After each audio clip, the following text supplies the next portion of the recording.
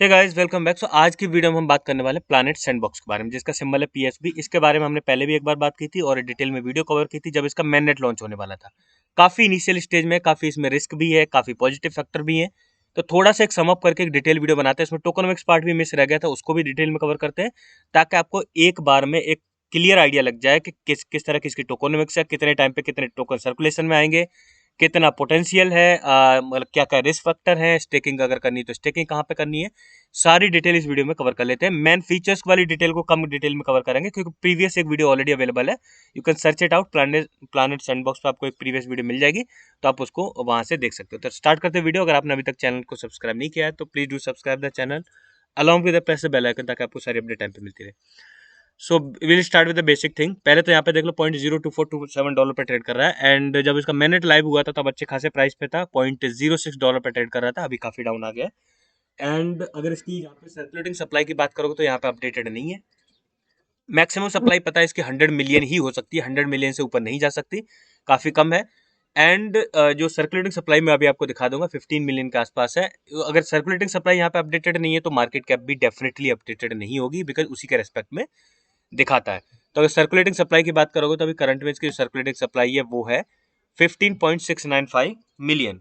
With respect to that अगर आप price के साथ मल्टीप्लाई करके देख लोगे तो आपको पता चल जाएगा कि मार्केट कैप कितनी है। $3,83,912 के बीच करंट में इसकी मार्केट कैप है। बहुत टाइनी मार्केट कैप में, फीचर अच्छे, लेकिन ये एक रिस्क फैक्टर है। इसके कई सारे रिस्क फैक्टर है, वो मैं आपको डिटेल में बता दूंगा कि कौन से रिस्क फैक्टर इसमें है।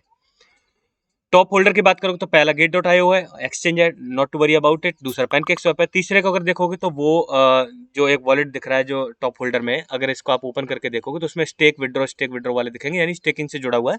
So you don't need to worry about कि थर्ड होल्डर के पास भी काफी ज्यादा सप्लाई है, क्योंकि वो स्टेकिंग वाला वॉलेट है। अब इसके बात करेंगे, इसके अगर फीचर्स की बात करनी है तो ऑब्वियसली आप व्हाइट पेपर में जाकर डिटेल आपको मिल जाएगी। पिछली वीडियो में हमने कवर किया है, so we are not going further into detail. But obviously dual coin powered है, पीएसबी एंड देन पीयूएलबी है, जिस तरह से एक्सी इन्फिनिटी है उसी तरीके से।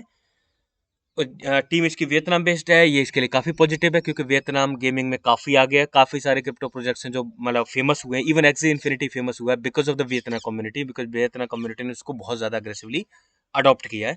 तो ये वहाँ पे काफ़ी सारे इवेंट्स भी करते रहते हैं। अभी भी करंट में एक इवेंट चल रहा है, उसकी डिटेल देखेंगे। अब पहले मेन चीज़ देखते हैं, इसको हमने क्यों कवर किया था, क्योंकि ये बीएनबी चेन का वेब3 स्टार्स एक्सेलेरेटर जो वियतनाम का प्रोग्राम हुआ था उसमें ये विनर था, यानी 9 विनर थे, जिनमें से एक प्लैनेट सैंडबॉक्स भी था जिसमें इसको डायरेक्टली सपोर्ट मिली हुई थी बाइनेंस के जो मतलब जो वेब 3.0 प्रोग्राम है उसकी तरफ से ग्रो करने के लिए, गाइड करने के लिए। इस वजह से हमने इसको उस टाइम पे कवर किया था।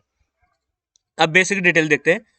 टोकनमिक्स पार्ट को आपको बड़े ध्यान से समझना है क्योंकि इसका टोकनमिक्स थोड़ा सा घुमा फिरा के है, और एक समझ में आ जाएगा तो बाकी सारे भी आपको समझ में आ जाएंगे। तो ठीक है, पहले हम सीड राउंड को समझ लेते हैं, बाकी उसी के अकॉर्डिंग आपको private sale, public sale, team and advisor और रिजर्व और मार्केटिंग पार्टनरशिप वाला है, वो सारे समझ में आ जाएंगे।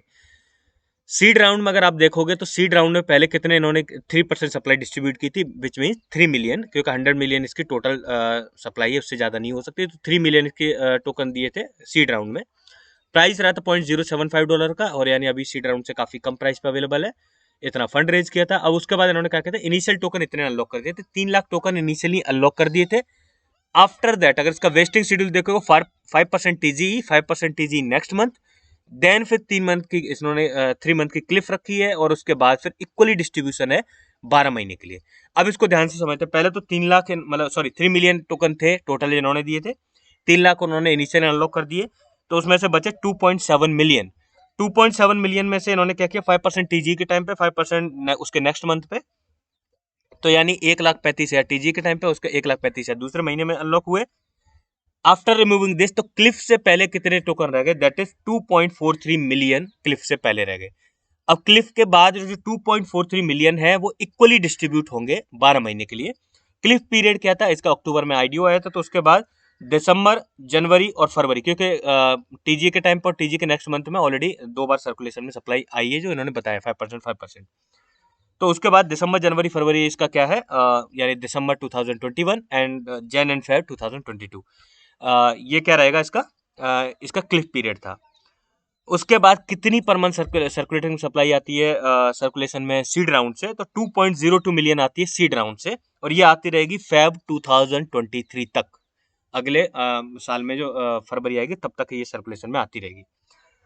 दूसरा सीड राउंड के बाद आता है फिर प्राइवेट सेल में 15% यानी 15 मिलियन इन्होंने रखे टोकन, और उसका 0.1 प्राइस रखा था टोकन का। एंड उसके बाद फंड कितना रेज किया था आप स्क्रीन पे देख सकते हो ऑलरेडी। इनिशियली 1.5 मिलियन उन्होंने इसके अनलॉक कर दिए थे, एंड आफ्टर दैट वही 5% नेक्स्ट मंथ है, 3 मंथ की क्लिफ है। लेकिन इसका जो वेस्टिंग जो रखी है वो रखी है इक्वली फॉर 9 मंथ, वो पिछले वाले में 12 मंथ थी। तो अगर इसके प्राइवेट सेल में देखेंगे तो आप ऐसा समझ लो, जो अगर क्लिप से पहले कितने रह जाएंगे 12.15 मिलियन, और उसके बाद 1.35 मिलियन पर मंथ आएंगे सर्कुलेशन में। कब तक आएंगे? नवंबर फर्स्ट वीक तक, यानी अब इसी महीने में आएंगे जो 1.35 मिलियन, फिर प्राइवेट सेल से आना बंद हो जाएंगे, आप ऐसा समझ लो। टीम एंड एडवाइजर के पास देखोगे तो आप देख सकते हो 20% है, और 20% में जो लॉक रखा है उन्होंने वो रखा है जून 2022 तक, यानी इन्होंने 8 मंथ का यहाँ पे टीम एंड एडवाइजर में क्लिफ रखी थी, और उसके बाद फिर इक्वली जो डिस्ट्रीब्यूट होंगे वो 48 महीनों के लिए। तो वहां से बहुत कम सप्लाई आएगी, 4,16,666 टोकन हर महीने सर्कुलेशन में आएंगे from the team and advisor pool.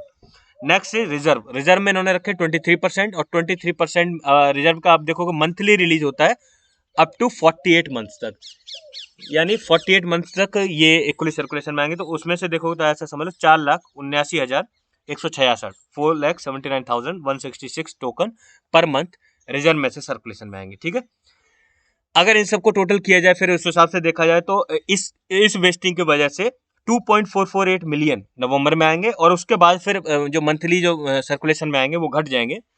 नवंबर के बाद दिसंबर से फरवरी 2023 तक आएंगे 1.09 मिलियन पर मंथ जो सर्कुलेशन में आएंगे, और उसके बाद मार्च ऑनवर्ड्स और भी कम हो जाएंगे 8,95,832, यानी इन्फ्लेशन इसका इतना ज़्यादा नहीं है और प्रॉब्लमेटिक नहीं है। टोकोनोमिक्स काफ़ी बेटर कंडीशन में है। आप ऐसा समझ लो कि 3.8 मिलियन से शुरुआत हुई थी, और इसको 1 साल लगा लगभग 13 मिलियन की सप्लाई तक पहुंचने में। जब मैनेट लाइव हुआ तो उसके बाद अभी 15 मिलियन लगभग उसके आसपास सप्लाई हो गई है। एक चीज़ और ध्यान में रखनी है, यहाँ पे इन्होंने गेम इंसेंटिव्स के लिए 25% सप्लाई रखी है, एंड लिक्विडिटी लिस्टिंग की ऑलरेडी अनलॉक्ड है, एयर ड्रॉप के लिए ऑलरेडी अनलॉक्ड है। जो इंसेंटिव्स के लिए रखी है वो इसका क्या शेड्यूल है, जैसे जैसे लोग गेम खेलेंगे वैसे वैसे सर्कुलेशन में आएगी, और वो गेम में वो भी जीतने पे मिलती है। मैंने इसका पर्सनली गेम खेला है, और अगर आप विनर नहीं रहते तो आपको कुछ भी टोकन्स नहीं मिलता, आप विनर रहते हो तभी आपको टोकन्स मिलते हैं। एंड उसके बाद भी अगर आपको अपने कोई भी प्लेयर को अपग्रेड करना है, कुछ भी बाई करना है, तो आपको एनएफटी बाई करनी पड़ेगी उसके पर्टिकुलर वेपन या फिर उस चीज़ की जो भी डिजिटल एसेट है, और उसके लिए आपको पीएसबी टोकन की ही ज़रूरत पड़ेगी। तो ये चीज़ भी ध्यान में रखनी है कि इस तरह का शेड्यूल भी है।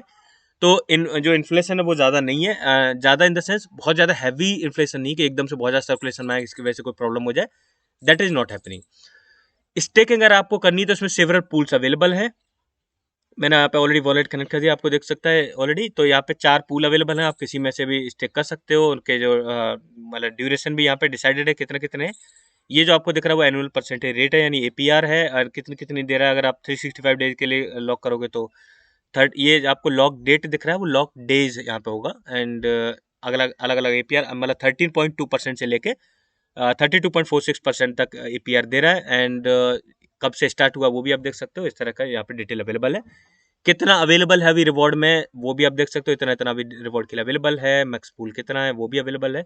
इस तरह से यहाँ पे आप स्टेक पे क्लिक करोगे, then you can just execute a smart contract, और उसके बाद स्टेक मतलब ये आपका कॉइन स्टेक हो जाएगा। मैं स्टेक नहीं करूँगा क्योंकि मैं ऑलरेडी कई वीडियो में आपको बता चुका हूँ, हर कॉइन को स्टेक करना फायदेमंद नहीं होता है। तो जो भी रिस्की स्पेशली है उनको असेट जो रिस्की असेट है, क्योंकि हो सकता है अचानक से आपको सेल करने की जरूरत पड़ जाए, जैसे हमें वैग्यू स्वैप में सेल करने की जरूरत पड़ी थी। तो स्टेक करना मैं रिकमेंड नहीं करूंगा, लेकिन फिर भी अगर आप करना चाहो थोड़ा बहुत अमाउंट तो आप कर सकते हो। स्टेकिंग इसकी ऑलरेडी अवेलेबल है, इसकी वेबसाइट पे जाओगे, स्टेकिंग पे क्लिक करोगे, वहाँ से आपको डिटेल मिल जाएगी। अभी करंट में इसका लाइव स्ट्रीम का एक इन्होंने इवेंट चलाया हुआ ऑलरेडी, जो लाइव स्ट्रीम करेंगे मतलब यूट्यूब पे ऑब्वियसली। और उसके बाद 3 नवंबर को इन्होंने बोला था 9 AM UTC को, और आप उसको कन्वर्ट करके देख सकते हो जिस टाइम पे ये लाइव स्ट्रीम करने वाले हैं। और ये यूट्यूब का लिंक भी दिया, अगर आपको चाहिए तो मैं आपको डिस्क्रिप्शन में अवेलेबल करा दूंगा।